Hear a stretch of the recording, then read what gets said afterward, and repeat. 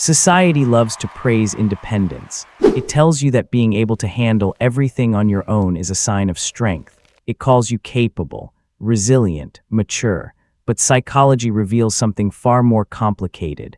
For some people, never asking for help is not confidence. It is survival. It is a shield built so early and used so often that it starts to feel like personality.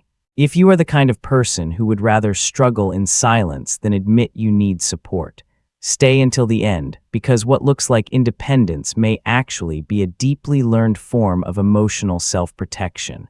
Most people think the hardest part of life is dealing with pressure, but for certain people, the harder part is being seen under pressure.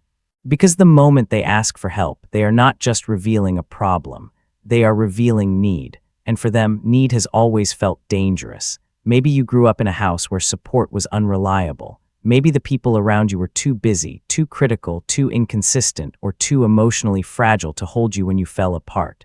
So you learned something early. If you want something done right, do it yourself. If you want peace, do not depend on anyone. If you want to avoid disappointment, do not expect too much. That lesson can make a child incredibly self-sufficient, but it can also create an adult who no longer knows how to let anyone in. Because once self-reliance becomes your default, asking for help starts to feel unnatural, almost embarrassing, almost weak, almost unsafe. You do not just think, "Can I do this alone?" You think, "What does it say about me if I cannot?" And that is where the trap begins. At first, self-reliance looks admirable. You are the one who figures it out, the one who stays calm, the one who keeps moving while everyone else panics. People admire that. They trust you. They lean on you. They assume you are the strong one, and you probably are. But strength has a shadow side, because if everyone else sees you as the person who never breaks, they also stop checking whether you are struggling.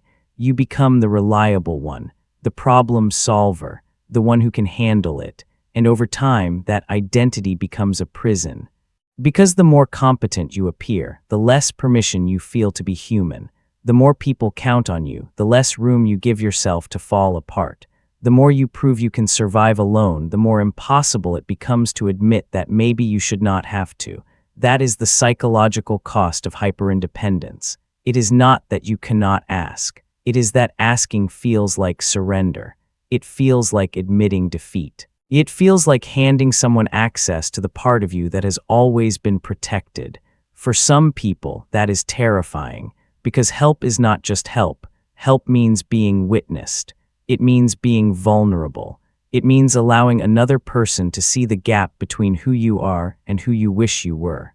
And that gap can feel unbearable. So instead of asking, you minimize. You say, "It's fine." You say, "I've got it." You say, "Don't worry about it." Even when you are exhausted, even when you are confused, even when you are quietly drowning. Because the truth is, many hyper-independent people do not actually want help that much. They want control. They want certainty. They want to avoid the disappointment that comes when someone says they care, but cannot actually fix the thing hurting you. They have often learned, sometimes painfully, that depending on people can make things worse. A promise can become pressure. A favor can become a debt.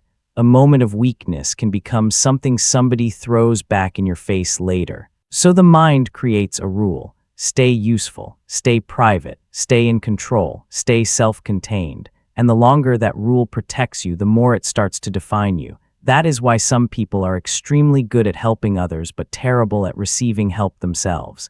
They can see the solution instantly when the problem belongs to someone else. They can give advice. They can comfort, they can repair, but when the issue is their own, everything changes. Emotion gets involved, pride gets involved, fear gets involved. Now the same person who could solve a friend's crisis in 5 minutes cannot make a simple phone call for their own life, not because they are incapable, because their nervous system has linked vulnerability with danger. They delay, they postpone, they isolate. They convince themselves they just need one more night, one more week, one more attempt to handle it alone. And this habit slowly becomes a kind of emotional loneliness. Because no matter how many people surround you, if you never let them carry anything with you, you remain alone inside the burden. That is what most people do not understand about people who never ask for help. They are often not cold.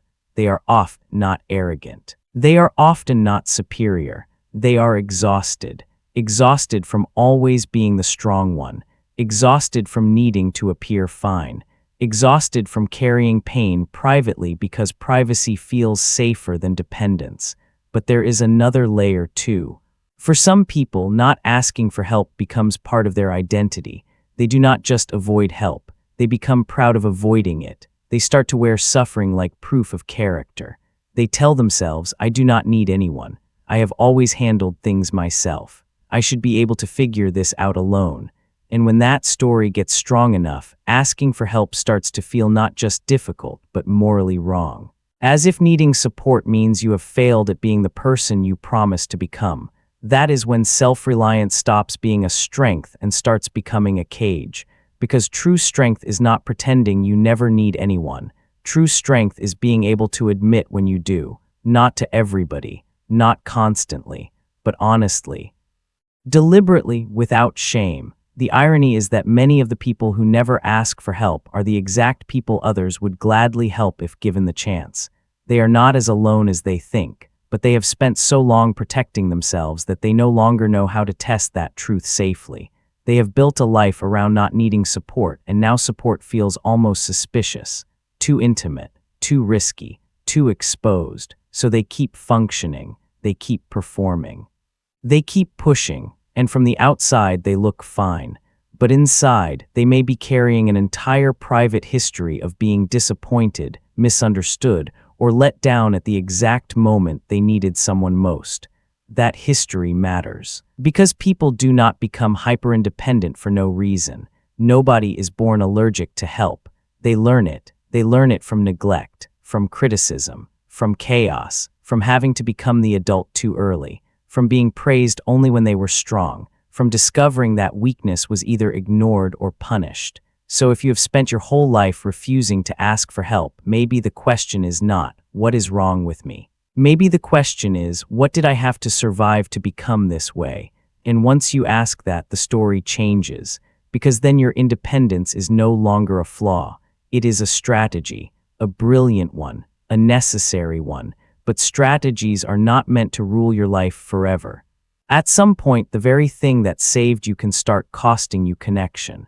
It can keep you functional but isolated, capable but unseen, strong but lonely. That is why the next evolution is not becoming helpless. It is becoming selective, learning that you do not have to ask everyone, learning that you do not have to trust blindly, learning that receiving help does not make you less competent. It makes you more human.